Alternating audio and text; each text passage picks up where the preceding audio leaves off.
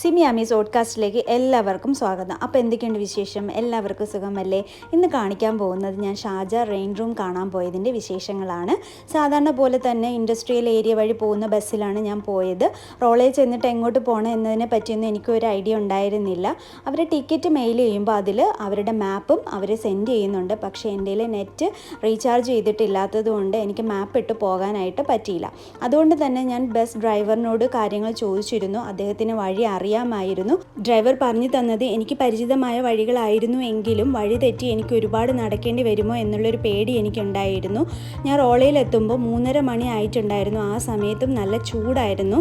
റോളയിൽ ഇറങ്ങിയതിന് ശേഷം 10 മിനിറ്റേ നടക്കാനുള്ളൂ എന്ന് പറഞ്ഞത് കാരണം ഞാൻ ടാക്സി പിടിക്കുന്നതിനെ പറ്റി ആലോചിച്ചില്ല. ഇവിടെയാണ് ബസ് നിർത്തിയത്. ഇവിടുന്ന് ഞാൻ നടക്കാൻ തുടങ്ങി.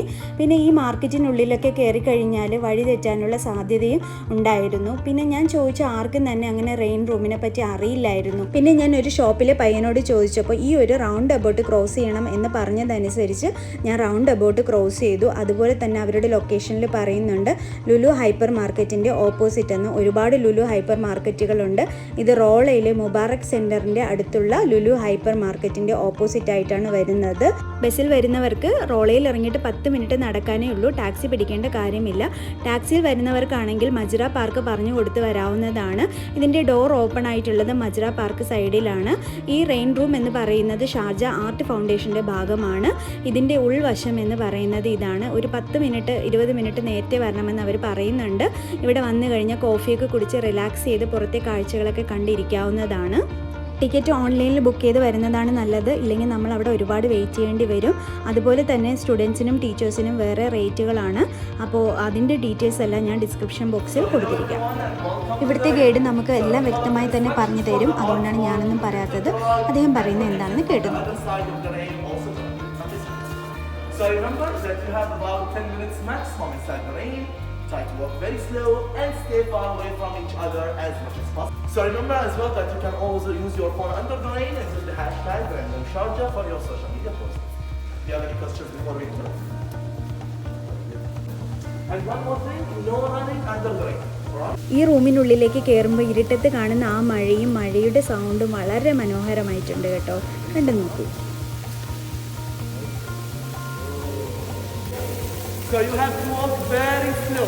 The slower the better. Far away from each other as you can. At least you need a space of 2 blocks on the floor between you and any other person. You can always enter and exit from any point and walk at any direction. Remember, you might feel a couple of drops at the beginning. It's fine. If you start getting more weight, it might be because you are walking a bit faster. So just calm down. Alright? No running. ഈ rainroomൻ്റെ പ്രത്യേകത എന്ന് പറയുന്നത് നമ്മൾ നിൽക്കുന്നിടത്ത് വെള്ളം വീഴില്ല എന്നുള്ളതാണ്. പിന്നെ ഇവിടെ നടക്കുമ്പോൾ അത്രയും പതുക്കെ നടക്കണം. അപ്പോൾ നമ്മൾ നനയില്ല. മഴയുടെ മാത്രം ശബ്ദം കിട്ടുന്നതിന് വേണ്ടിയിട്ട് എല്ലാവരും പുറത്തേക്ക് പോകാൻ ഞാൻ ഒരുപാട് നേരം കാത്തു നിന്നു. അതുകൊണ്ട് തന്നെ അവരനുവദിച്ച 10 മിനിറ്റിനേക്കാൾ കൂടുതൽ ഞാൻ അവിടെ നിൽക്കുകയുണ്ടായി.